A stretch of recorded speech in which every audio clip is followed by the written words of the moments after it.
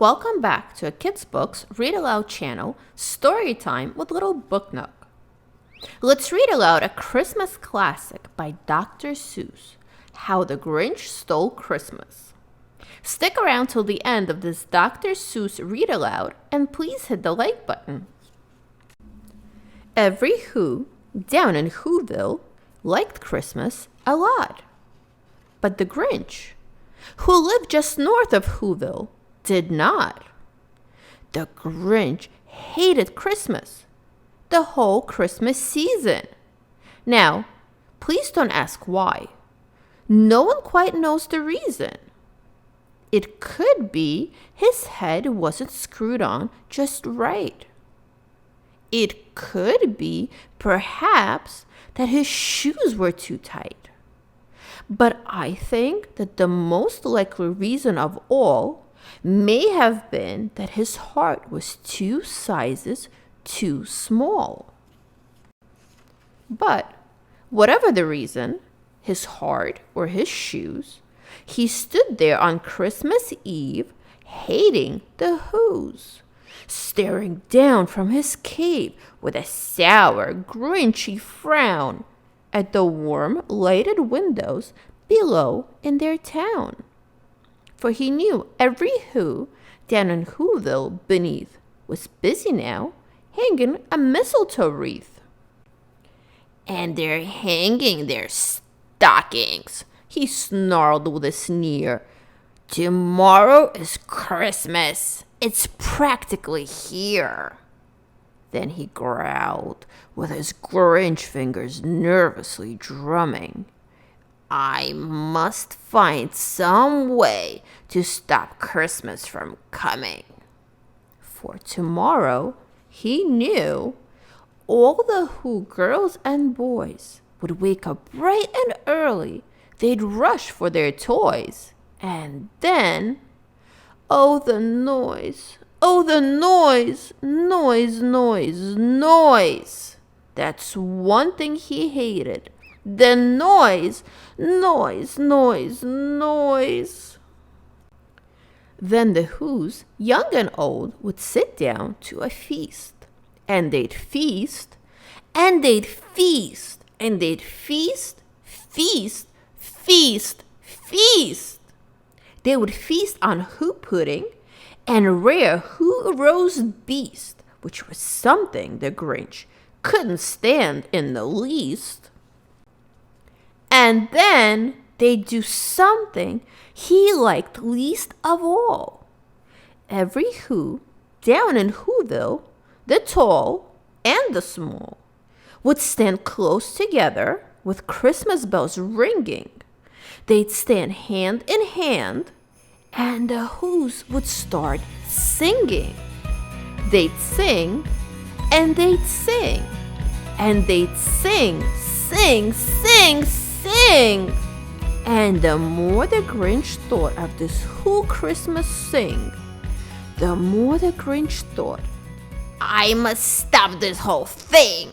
Why, for 53 years I've put up with it now. I must stop this Christmas from coming. But how? Then he got an idea. An awful idea. The Grinch got a wonderful, awful idea. I know just what to do. The Grinch laughed in his throat, and he made a quick Santa Claus hat and a coat. And he chuckled and clucked. What a great Grinchy trick! With this coat and this hat, I look just like Saint Nick. All I need is a reindeer. The Grinch looked around, but since reindeer are scarce, there was none to be found. Did that stop the old Grinch? No. The Grinch simply said, if I can't find a reindeer, I'll make one instead. So he called his dog Max. Then he took some red thread and he tied a bighorn on top of his head. Then he loaded some bags and some old empty sacks on a ramshackle sleigh, and he hitched up old Max. Then the Grinch said, "Giddy up!" and the sleigh started down toward the homes where the Who's lay a snooze in their town. All their windows were dark. Quiet snow filled the air. All the Who's were all dreaming sweet dreams without care when he came to the first little house on the square.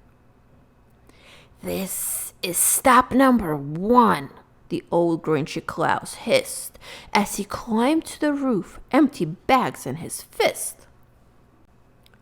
Then he slid down the chimney, a rather tight pinch. But if Santa could do it, then so could the Grinch. He got stuck only once, for a moment or two. Then he stuck his head out of the fireplace flue, where the little Who stockings all hung in a row. "These stockings," he grinned, "are the first thing to go." Then he slithered and slunk with a smile most unpleasant around the whole room, and he took every present: pop guns and bicycles, roller skates, drums, checkerboards, tricycle, popcorn, and plums. And he stuffed them in bags. Then the Grinch, very nimbly, stuffed all the bags, one by one, up the chimney. Then he slunk to the icebox. He took the Who's feast. He took the Who pudding. He took the roast beast. He cleaned out that icebox as quick as a flash. Why, that Grinch even took their last can of Who hash. Then he stuffed all the food up the chimney with glee. "And now," grinned the Grinch, "I will stuff up the tree." And the Grinch grabbed the tree, and he started to shove when he heard a small sound like the coo of a dove. He turned around fast, and he saw a small Who, little Cindy Lou Who was not more than 2. The Grinch had been caught by this tiny Who daughter who'd got out of bed for a cup of cold water. She stared at the Grinch and said, "Santa Claus, why? Why are you taking a Christmas tree? Why?" But, that old Grinch was so smart and so slick, he thought up a lie, and he thought it up quick. "Why, my sweet little tot," the fake Santa Claus lied, "there's a light on this tree that won't light on one side. So I'm taking it home to my workshop, my dear. I'll fix it up there, and I'll bring it back here." And his fib fooled the child. Then he patted her head, and he got her a drink, and he sent her to bed. And when Cindy Lou Who went to bed with her cup, he went to the chimney and stuffed the tree up. Then the last thing he took was the log for their fire. Then he went up the chimney himself, the old liar. On their walls he left nothing but hooks and some wire. And the one speck of food that he left in the house was a crumb that was even too small for a mouse. Then he did the same thing to the other Who's houses, leaving crumbs much too small for the other Who's mouses. It was 1/4 dawn. All the Who's still abed. All the Who's still a snooze. When he packed up his sled, packed it up with their presents, the ribbons, the wrappings, the tags, and the tinsel, the trimmings, the trappings. 3,000 feet up the side of Mount Crumpet, he rode with his load to the tip-top to dump it. "Pooh, pooh to the Who's," he was grinchishly humming. They're finding out now that no Christmas is coming. They're just waking up. I know just what they'll do. Their mouths will hang open a minute or two. Then the Who's down in Hulu will all cry boo-hoo. That's a noise, grinned the Grinch, that I simply must hear. So he paused, and the Grinch put his hand to his ear. And he did hear a sound rising over the snow. It started in low, then it started to grow. But the sound wasn't sad. Why, this sound sounded merry. It couldn't be so, but it was merry, very. He stared down at Whoville.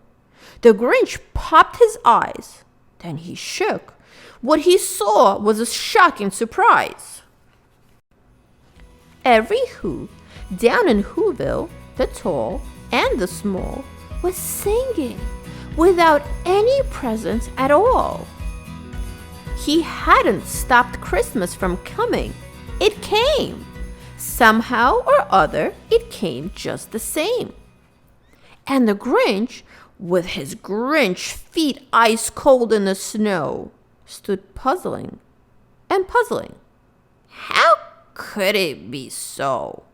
It came without ribbons. It came without tags. It came without packages, boxes, or bags.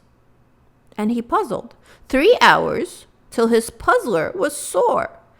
Then the Grinch thought of something he hadn't before. Maybe Christmas, he thought, doesn't come from a store. Maybe Christmas, perhaps, means a little bit more. And what happened then?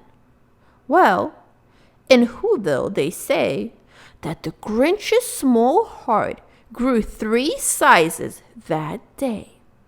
And the minute his heart didn't feel quite so tight, he whizzed with his load through the bright morning light. And he brought back the toys and the food for the feast, and he himself, the Grinch, carved the roast beast.